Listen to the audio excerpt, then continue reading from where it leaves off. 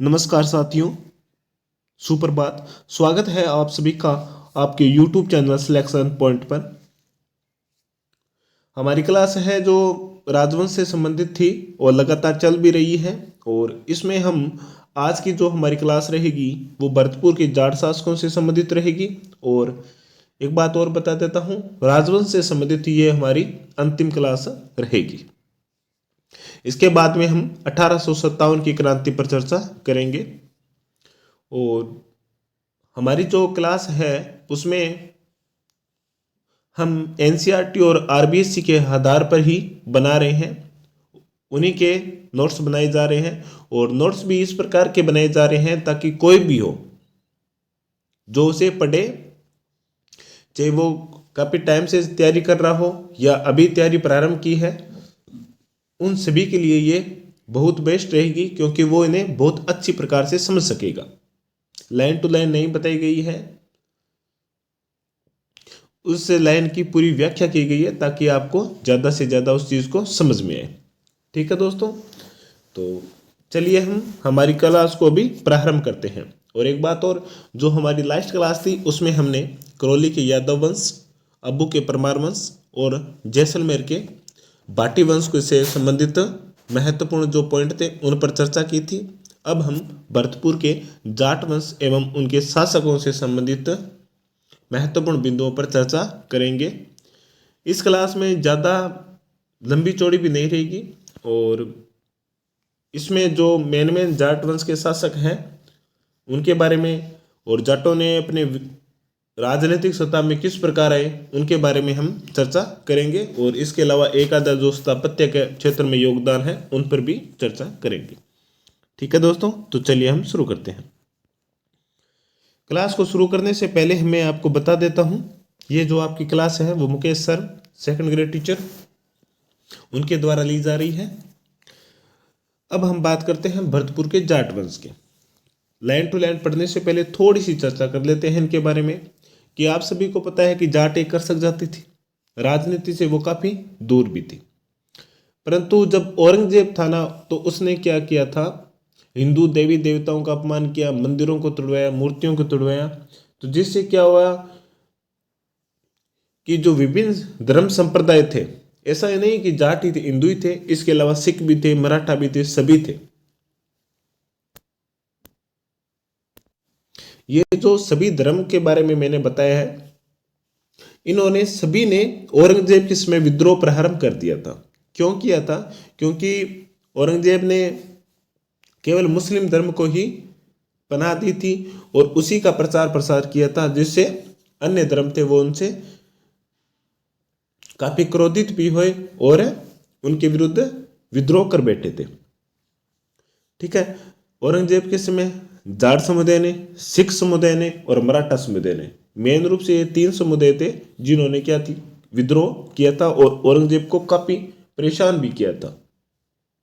क्योंकि जब औरंगजेब उत्तर में होता तो दक्षिण में मराठा विद्रोह कर देते, और जब औरंगजेब दक्षिण में होता तो उत्तर में सिख या जाट थे वो विद्रोह कर देते थे। तो औरंगजेब का जो शासन काल था वो पूरा इन्हीं विद्रोह को दबाने में ही रहा था।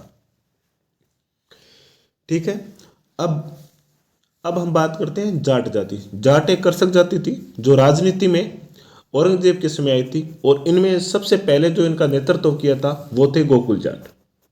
ठीक है, उनके बाद में आए थे राजा राम, और राजा राम वही है जिन्होंने सिकंदरा में, जो कि अकबर की यहाँ पर समाधि स्थल है, वहाँ पर जाकर के उन्होंने उनकी कब्र को खोद करके और वहाँ पर जो भी सोने चांदी हीरे जवाहरात जो भी थे वो निकाल कर ले आए थे। ठीक है, और राजा राम की मृत्यु हुई, उसके बाद में चूड़ामन बना था, और चूड़ामन ही वो पहला शासक था जिन्होंने जाटों को एक मूल स्थान दिया कि हम यहाँ पर रह करके आंदोलन करेंगे या यहाँ पर रहकर हम अपने शासन को चलाएंगे। ठीक है, चलिए अब लाइन टू लाइन अध्ययन करते हैं। जाट एक कृषक जाति जिसका राजनीतिक जाग शक्ति के रूप में उत्थान औरंगजेब के शासनकाल में हुआ था। ठीक है, औरंगजेब के शासनकाल में होने का कारण बता दिया है, क्योंकि वो हिंदू देवी देवताओं का अपमान करता था, मंदिर तोड़वाता था, मूर्तियों को तोड़वाई, जिससे इनके हिंदू जो शासक थे, हिंदू नेतृत्व करता थे, उनके मन में औरंगजेब के प्रति द्वेष और क्रोध भावना पैदा हो गई और उन्होंने अपने आप को एक सत्ता के रूप में स्थापित करने का प्रयास किया था। 1669 में मथुरा क्षेत्र के जाटों ने अपना नेता गोकुल के नेतृत्व में औरंगजेब के विरुद्ध विद्रोह कर दिया। तो सबसे पहले जाटों का नेतृत्व किसने किया था? गोकुल जाट ने किया था। किसने? गोकुल जाट ने किया था। गोकुल जाट मारा गया था। उसके बाद में संघर्ष को राजा राम ने आगे बढ़ाया था। ये वही राजा राम है जिसका मैंने अभी जिक्र किया था। ये इन्होंने सिकंदरा में, जो आगरा में है, वहाँ पर अकबर की जो समाधि स्थल बना हुआ है, वहाँ से उन्हें अकबर की समाधि को खोद करके हीरे जवाहरात वो निकाल कर ले आया था। ठीक है, चलिए आगे चलते हैं। 1688 में राजा राम की मृत्यु के बाद में उसके भतीजे चूड़ामन ने जाटों को नेतृत्व प्रदान किया था और एक संगठित रूप भी दिया था। ठीक है, चलिए आगे चलते हैं। चूड़ामन जाट के बारे में पढ़ते हैं। चूड़ामन जाट जिनका कार्यकाल 1695 से लेकर के 1721 तक रहा था। ठीक है, भरतपुर के स्वतंत्र जाट राज्य का संस्थापक माना जाता है। कौन? चूड़ामन। भरतपुर के जो स्वतंत्र जाट राज्य है उसका जो संस्थापक है वो चूड़ामन माना जाता है। ठीक है, दो बातें हैं इसमें, दोनों अलग अलग रूप में है, याद रखना। कि पहली बात कि औरंगजेब के विरुद्ध विद्रोह का नेतृत्व सबसे पहले जाट नेता करने वाला कौन था? ठीक है, तो वो गोकुल जाट है। परंतु अगर प्रश्न इस प्रकार है कि जाट राज्य को एक स्वतंत्र सत्ता के रूप में किसने स्थापित किया था, तब हमारा उत्तर रहेगा चूड़ामन जाट। ठीक है, इस प्रकार के प्रश्न जो कंफ्यूज वाले प्रश्न है वो कौन सी वैकेंसी में ज्यादा आते हैं भर्तियों में? जो कर्मचारी चयन बोर्ड लेता है, आरपीएससी लेता है, उसमें ज्यादा इतने कंफ्यूज वाले प्रश्न नहीं आते हैं। ठीक है, उसमें थोड़े स्टैंडर्ड प्रश्न पूछे जाते हैं। मुगल सम्राट ने कछवाई नरेश बिशन सिंह को चूड़ामन का दमन करने के लिए भेजा था, परंतु उसे पूर्ण सफलता नहीं मिली थी। अब हम बात करते हैं कि ये कछवाई नरेश बिशन सिंह कौन था। इसका हमने वहां पर तो जिक्र किया नहीं था, यहां पर जिक्र कर देते हैं। ये बिशन सिंह स्वाई जय सिंह का क्या था? पिता था। स्वाई जय सिंह का पिता था। मिर्जा राजा जय सिंह के बाद में राम सिंह शासक बना था और राम सिंह के बाद में बिशन सिंह शासक बना था और इनके थोड़ा सा ही कार्यकाल था इनका। और इसी कार्यकाल में बिशन सिंह को चूड़ामन का दमन करने के लिए मुगल सम्राट ने भेजा था। ठीक है, परंतु यहां पर उन्हें सफलता नहीं मिली थी। इसके बाद में चूड़ामन ने थून नामक स्थान पर एक किला बनाकर अपना राज्य स्थापित भी किया था। ठीक है, चूड़ामन ने थून नामक स्थान पर एक किला बनाया और वहीं पर उन्होंने अपने राज्य को स्थापित किया था। चूड़ामन के बारे में एक बात याद रखने वाली ये है कि इन्होंने स्वतंत्र जाट राज्य को स्थापित किया था। दूसरा, इनके दमन करने के लिए जयपुर का कछवाई शासक बिशन सिंह आया था और इन्होंने थून नामक स्थान पर किला बनाकर अपने राज्य को एक संगठित रूप भी दिया था। ठीक है, इसमें थे 1 और 3 नंबर बात है वो इनके संस्थापक से संबंधित है और दूसरा जो पॉइंट है वो कि इनके विरुद्ध किसने आक्रमण किया था, किस कछवाई शासक ने। तब हमारा चूड़ामन के विरुद्ध कौन सा कछवाई शासक आया था? तब हमारा उत्तर रहेगा बिशन सिंह। याद रखना, बिशन सिंह। ठीक है, आगे चलते हैं। चूड़ामन के बाद में बदन सिंह 1723 से 1756 तक शासन काल में रहा था। बदन सिंह क्या था इसके बारे में बता देते हैं। बदन सिंह एक शांति प्रिय शासक था और इसके समय जो जयपुर का शासक था वो स्वाई जय सिंह था। स्वाई जय सिंह को मुगल शासक उस समय मोहम्मद शाह था, उन्होंने भेजा था बदन सिंह को समझाने के लिए, क्योंकि इन्होंने कुछ गतिविधियां की थी जो मुगल सम्राटों के विरुद्ध में थी। तो मोहम्मद शाह यह नहीं चाहता था कि वो विद्रोह करे, इसलिए उन्होंने स्वाई जय सिंह को भेजा था और स्वाई जय सिंह बदन सिंह को समझाने में भी सफल रहा था और स्वाई जय सिंह ने उन्हें बदन सिंह को डिग की जागीर और ब्रजराज की उपाधि भी दी थी। ठीक है, और इसी से क्या हुआ कि मुगल शासक मोहम्मद शाह भी प्रसन्न हुआ और उन्होंने स्वाई जय सिंह को राजराजेश्वर महाराजाधिराज की उपाधि भी दी थी। ठीक है, चलिए अब लाइन टू लाइन पढ़ते हैं। बदन सिंह जो कि शांति प्रिय शासक था, उसने जाट कछवाई मैत्री पर अपने राज्य का विस्तार किया था। जैसा कि आपको एक बात बता देता हूं कि जाट और कछवाई का जो संबंध था ना वो काफी हद तक एकदम अनुकूल था, मैत्रीपूर्ण संबंध था। चूड़ामन था उस समय थोड़ा सा विद्रोह किया था, परंतु बदन सिंह आया। बदन सिंह के समय जाट कछुओं के बीच में मैत्रीपूर्ण संबंध थे। इसके बाद में सूरजमल आया, तो सूरजमल के समय भी यही स्थिति थी, क्योंकि सूरजमल ने ईश्वर सिंह जो जयपुर के शासक सवाई जय सिंह का ज्येष्ठ पुत्र था, उनका साथ भी दिया था मराठों के विरुद्ध में। ठीक है, चलिए आगे चलते हैं। आगे हमारा पॉइंट है कि बदन सिंह शांतिप्रिय शासक था। उसने जाट कछुए मैत्री कर अपने राज्य का विस्तार किया था। बदन सिंह के समय जो तत्कालीन मुगल शासक था वह मोहम्मद शाह था। उसने कछुआ शासक जय सिंह द्वितीय को बदन सिंह के विरुद्ध भी भेजा था। जय सिंह बदन सिंह से समझौता करने में सफल रहा था। इसी कारण मुगल शासक है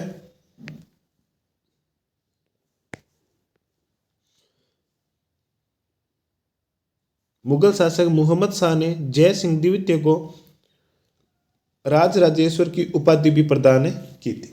ठीक है, इस बात को याद में रखना चाहिए। आप इस पॉइंट को कछवाई वंश से संबंधित करके याद रख लेना, चाहे इस पॉइंट को आप जाट वंश में ऐड करके भी याद रख लेना। ठीक है, तो जयपुर के शासक को दो उपाधि, एक स्वयं की उपाधि जो औरंगजेब के द्वारा, दूसरी राजराजेश्वर की उपाधि जो कि मोहम्मद शाह के द्वारा दी गई थी। ठीक है, मोहम्मद शाह के द्वारा राजराजेश्वर की उपाधि क्यों दी गई थी?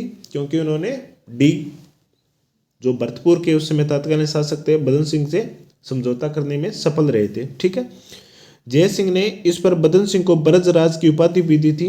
इसके अलावा उन्हें डिग की जागीर भी प्रदान की थी। ठीक है, किसे? जय सिंह ने बदन सिंह को जो तत्कालीन जाट शासक था उन्हें ब्रजराज की उपाधि भी दी थी। इसके अलावा उन्हें डिग की जागीर भी प्रदान की थी।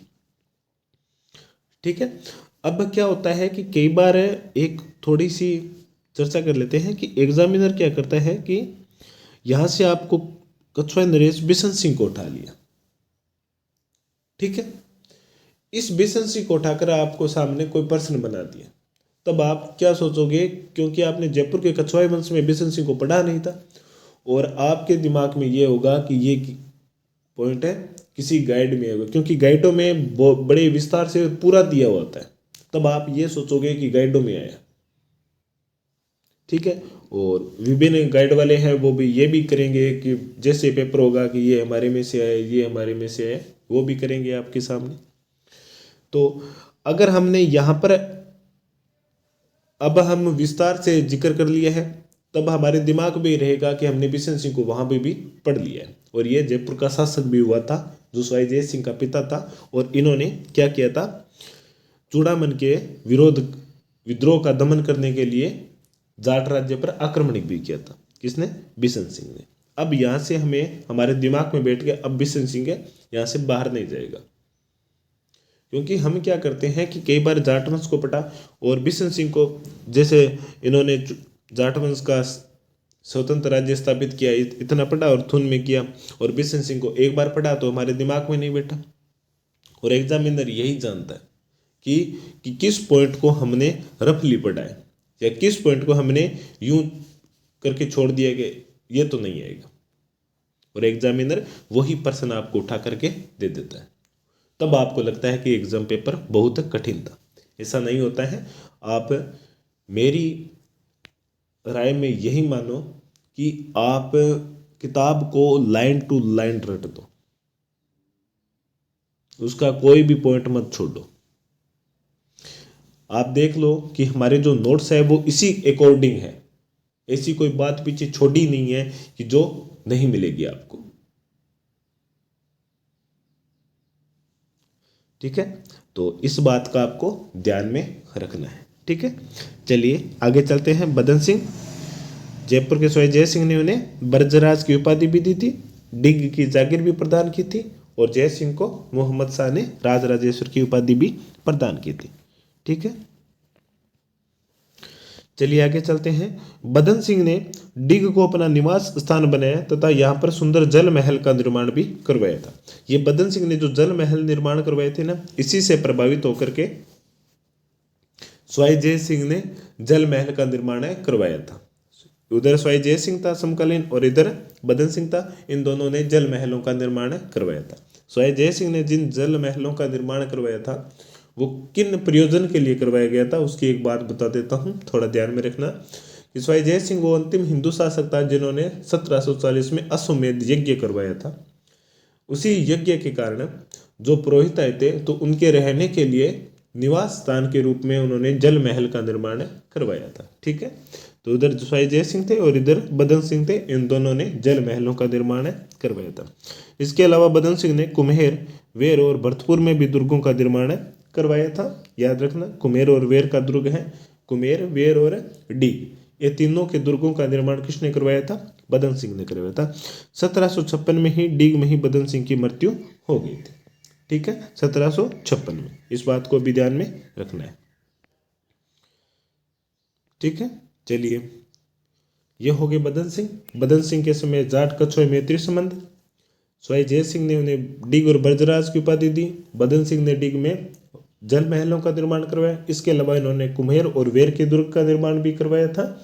ठीक है, चलिए आगे चलते हैं। आगे हम बात करेंगे सूरजमल के, जिसे जाटों का अफलातून कहा जाता है। 1756 से 1763 ईस्वी तक इनका शासनकाल तो थोड़ा कम था, परंतु बहुत ज़्यादा था, प्रभावशाली भी था। सूरजमल जो कि बदन सिंह का पुत्र था। सूरजमल कौन था? बदन सिंह का पुत्र था। सूरजमल ने भरतपुर में कच्ची गड्डी पर एक नवीन गढ़ बनाया जिसका नाम था लोहागढ़। जिसका नाम क्या था? लोहागढ़, और उसे अपनी राजधानी भी बनाया था। लोहागढ़ इसलिए कहा जाता है इसे क्योंकि इसके विरुद्ध, चाहे वो मुगल सत्ता हो, चाहे वो अंग्रेजी हुकूमत हो, कोई भी सत्ता ने इस पर अधिकार नहीं कर पाए थे। ठीक है, पहले मुगल शासक थे और उसके बाद में 1805 में बता देता हूं कि लॉर्ड लेक नामक एक अंग्रेज अधिकारी हुआ था, उसने 5 बार आक्रमण किया था। और इसमें जो शासक थे तत्कालीन वो थे रणजीत सिंह, परंतु वो सफल नहीं हो पाए थे। वो किले के द्वार को और ही भेद नहीं पाते क्योंकि इसके किले की चारों ओर की दीवार है वो मिट्टी की बनी हुई है और वो इतनी चौड़ी है कि 2 ट्रक बराबर चल जाए। अब मिट्टी से गोला दागते मिट्टी में तो गोला निकलता नहीं था, इसलिए ये बहुत सुरक्षित किला था। इसका निर्माण सूरजमल ने करवाया था और सूरजमल ने अपने शासनकाल में इसका निर्माण नहीं करवाया था। 1733 या 35 के आसपास बनाया था जब वो युवराज के रूप में थे। ठीक है, सूरजमल ने जयपुर के शासक के साथ सहयोग और मैत्री की नीति का अनुसरण किया था क्योंकि उन्होंने जय सिंह की मृत्यु के बाद उत्तराधिकारी युद्ध में किसका पक्ष लिया था? ईश्वर सिंह का।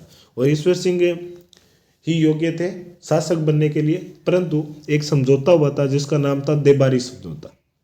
ठीक है, देबारी समझौता हुआ था जयपुर के शासक सवाई जय सिंह और मेवाड़ के शासक अमर सिंह द्वितीय के बीच में, जिसमें ये शर्त थी कि मेवाड़ के शासक अमर सिंह की पुत्री का विवाह जय सिंह के साथ होगा और इन दोनों की जो संतान होगी वही जयपुर की उत्तराधिकारी बनेगा, चाहे वो उम्र में छोटा हो या बड़ा हो। ठीक है, वो था देबारी समझौता, और जिसके कारण क्या होता है कि जयपुर के राजघराने में उत्तराधिकारी संघर्ष छिड़ जाता है और मराठों का आवागमन हो जाता है। ठीक है, सूरजमल ने जयपुर के साथ कछुआ नरेश का भी साथ दिया था। इसके अलावा मराठों का भी साथ दिया था पानीपत के तख्ते युद्ध में अहमद शाह अब्दाली के विरुद्ध में।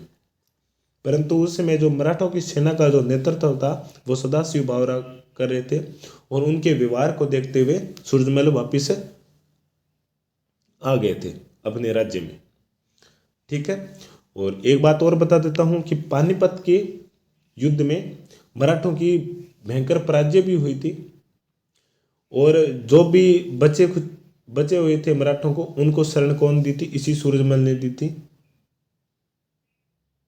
उसमें देखो 2 बात बनती है। नंबर 1 कि मराठों ने इस प्रकार की कुछ ऐसे शासक थे, उन्होंने इस प्रकार की नीतियां बनाई थी कि सभी राजपूत शासक थे वो उनके विरुद्ध हो गए थे। ठीक है, तो जिसके कारण क्या हुआ था कि मराठे अकेले रह गए थे।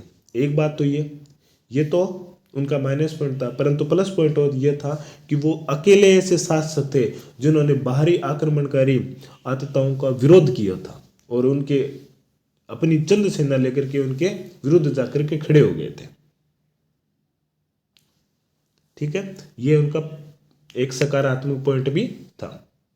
अगर चाहते तो सभी राजपूत, सभी हिंदू जितने भी शासक थे तत्कालीन, वो अगर मिलजुल कर अगर न करते तो अहमद शाह अब्दाली को भारत में प्रवेश ही नहीं करने देते और न ही भारत को से लूटने देते थे। ठीक, खैर छोड़िए, आगे हम बात करते हैं कि 1760 में सूरजमल अहमद शाह अब्दाली के विरुद्ध मराठों के पक्ष में लड़ने गया था, परंतु मराठा सेना नायक सदाशिव राय भाव के व्यवहार से खिन्न होकर के भरतपुर पुनः लौट आए थे। ठीक है, चलिए अगले पॉइंट पर चलते हैं। पानीपत की पराजय के बाद में मराठों को सूरजमल ने ही शरण एवं सहायता प्रदान की थी।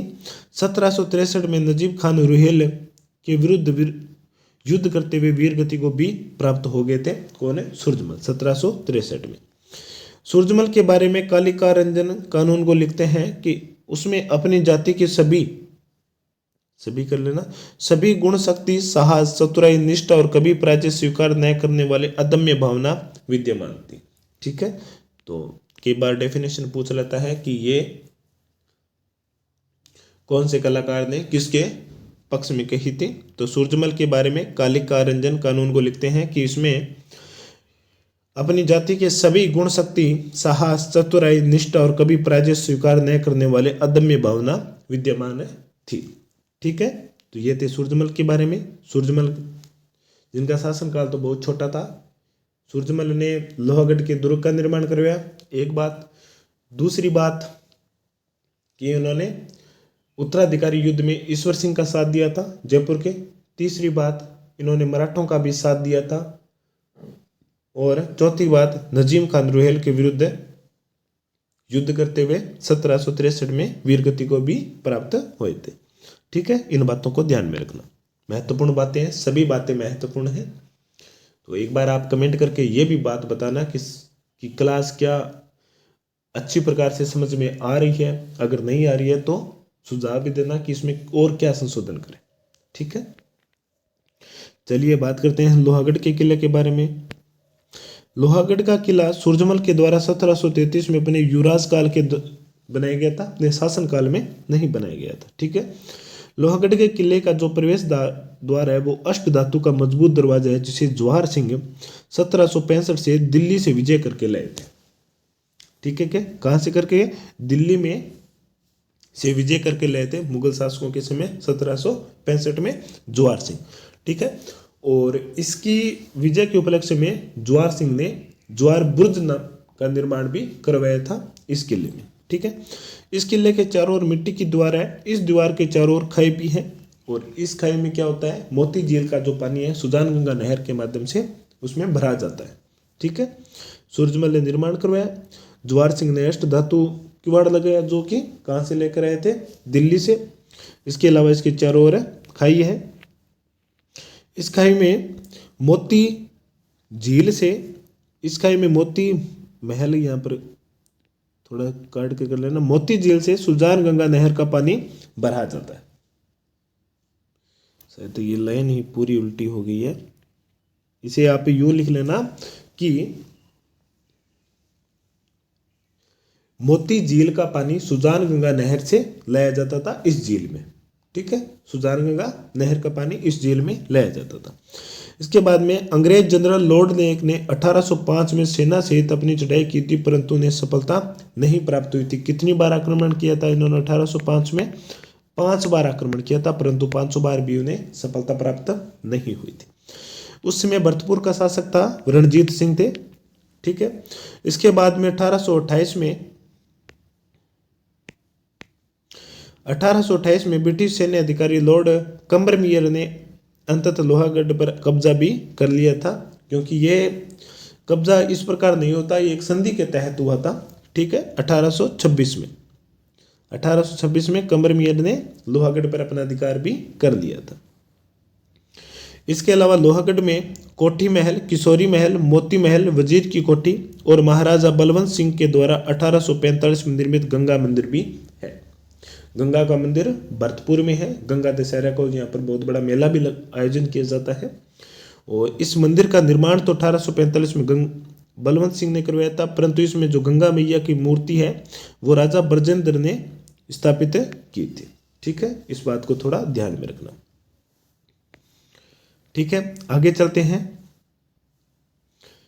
ब्रजेंद्र सिंह ने यहाँ पर गंगा माँ की मूर्ति को स्थापित करवाया था। इसके अलावा यहाँ पर जवाहर बुर्ज भी है, जो मैंने अभी बताया था कि जवाहर सिंह मुगलों पर विजय के उपलक्ष्य में 1765 में इसका निर्माण करवाते हैं, 1765 में।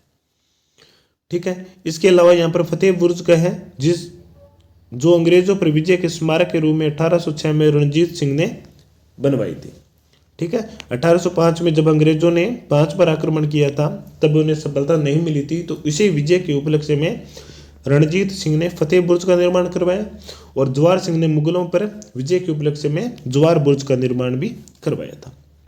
ये है हमारे जाट वंश से संबंधित हमारी आज की क्लास। और इस क्लास में हमने जाट समुदाय की प्रारंभ, जैसे गोकुल के नेतृत्व में प्रारंभ हुआ, उसके बाद में चूड़ामन ने एक स्वतंत्र सत्ता के रूप में स्थापित किया उसे, उसके बाद में बदन सिंह आए, बदन सिंह ने जयपुर के कछुआओं से मैत्रीपूर्ण संबंध रखा, उसके बाद में सूरजमल आए, उन्होंने भी मैत्रीपूर्ण संबंध रखा, मराठों का पानीपत के युद्ध में साथ दिया था और लोहेगढ़ का किले का निर्माण करवाया था, डिग के जल महलों का निर्माण बदन सिंह ने करवाया था। एक तरफ बदन सिंह था, दूसरी तरफ स्वयं जय सिंह था। स्वयं जय सिंह ने जयपुर में बनाया और बदन सिंह ने कहाँ बनाया, डिग में बनाया था। तो ये थी आज की क्लास के महत्वपूर्ण पॉइंट। इसमें आप थोड़ा सा ये संशोधन अवश्य कर लेना। इसमें ये बात है कि मोती झील का जो पानी है वो सुजानगंगा नहर के से भरा जाता है। ठीक है, थोड़ी सी टाइपिंग में मिस्टेक हो गई है। ठीक है दोस्तों, तो लगातार हम आपसे जुड़े हुए हैं और आपके लिए एक अच्छी मुहिम भी है जिसमें आपका समय का बचाव रहेगा। और ये दावा करता हूँ कि राजस्थान में हिस्ट्री में जो मैंने क्लास करवाई है, हमारी क्लास चल रही है, उसमें कहीं से भी कोई भी टॉपिक अगर प्रश्न पूछा जाएगा वो इन नोट्सों से बाहर नहीं जाएगा, ये दावा कर लेना। क्योंकि ये दावा इसलिए नहीं कर रहा हूँ क्योंकि मेरा कॉन्फिडेंस है, मैं इसलिए नहीं कर रहा हूँ, ये मैंने इसलिए कहा है क्योंकि पिछले जितने भी एग्ज़ाम हुए हैं उनमें इन किताबों से ही पूछे गए प्रश्न हैं। और आप यह देख लेना कि जितने भी प्रश्न आते हैं, जैसा कि मैं आप राजवंश को कंप्लीट करने के बाद में उसकी क्लास करवाता हूँ प्रश्नों की, और उस प्रश्नों में कौन से प्रश्न उठाता हूँ मैं, जो पिछले भर्तियों में आए हुए हैं। और वो देख लेना कि सभी जो मैं जितने भी प्रश्न करवाता हूँ वो पिछली भर्तियों में आए हुए हैं। ठीक है, तो इससे आप मूल्यांकन भी कर लोगे कि प्रश्न यही इन किताबों से उठ रहे हैं और आपके लिए ये बहुत अच्छी भी रहेगी और आपका समय का भी बचाव रहेगा इसमें। तो आप निरंतर लगातार हमसे जुड़े रहें, हम ऐसी ही प्रकार की आपको नई नई क्लासों से आपको अवगत करवाते रहेंगे। हमारे YouTube चैनल सिलेक्शन पॉइंट को सब्सक्राइब करना। अगर आप पहली बार हमारे YouTube चैनल पर आए हो तो आप सभी का स्वागत है और लगातार आप हमसे जुड़े हुए हैं, इसके लिए भी आपका बहुत बहुत आभार और धन्यवाद। और हमारा टेलीग्राम अकाउंट भी है सिलेक्शन पॉइंट के नाम से, जिसका जो लिंक है वो YouTube चैनल के डिस्क्रिप्शन में दिया हुआ है, आप वहाँ से ज्वाइन कर लेना। और इसके अलावा अगर आपको इन पीडीएफों की नोट्स की पीडीएफ चाहिए तो आप मेरे मोबाइल नंबर 7619761567 पर एक बार SMS कर देना और जो भी चाहिए वो आप बता देना। ठीक है दोस्तों, तो मिलती है हमारी अगली क्लास में, और अगली क्लास हमारी रहेगी 1857 की क्रांति से संबंधित। जय हिंद, जय भारत।